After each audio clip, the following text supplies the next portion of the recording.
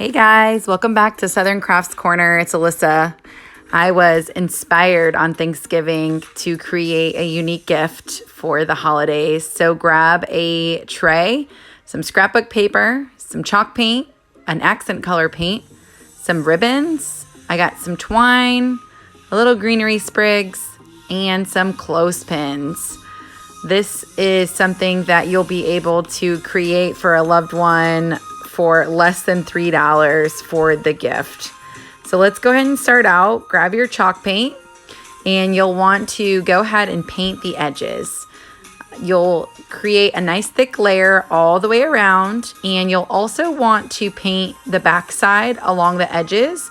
So that way when you stick it into a stand at the end, you'll want those edges cleared out. So that way, if it is on display, it's completely covered all the way around.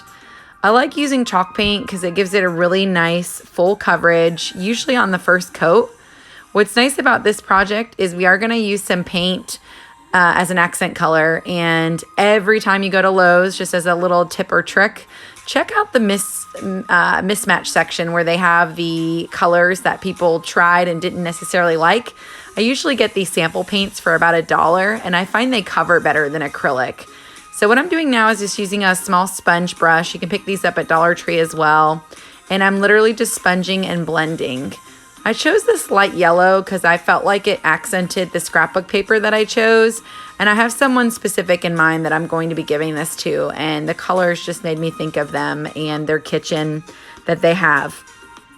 So once you get that covered in, make sure the inside layers are nice and smooth because we are going to be using some Mod Podge on here to affix our scrapbook paper.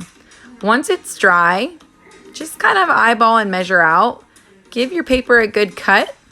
And what you'll go ahead and do at that point is measure it on the top part as well, so it creates a nice square inside of your tray. So once that's cut, Mod Podge the inside. I, again, like to spread mine with a paintbrush. You've probably seen me do this on all of my crafts. I do this because it gives it a nice even coating. And now I'll just go ahead and press down my paper. Once my paper's in there, I'm going to go ahead and Mod Podge the top as well.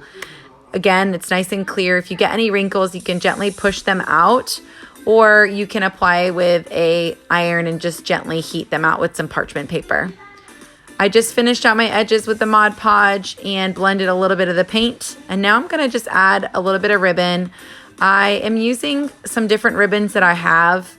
I am cutting them in half and just kind of creating a messy bow.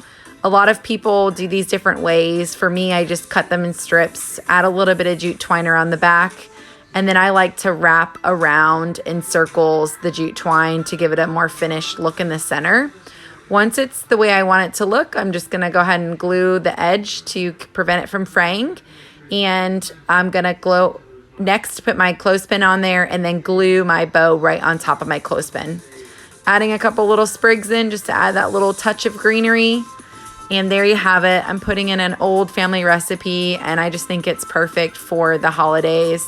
Hopefully this is something you can see someone in your family using. And if you like this video, go ahead and click share and spread the joy with others. And I hope you enjoy making this craft like I did.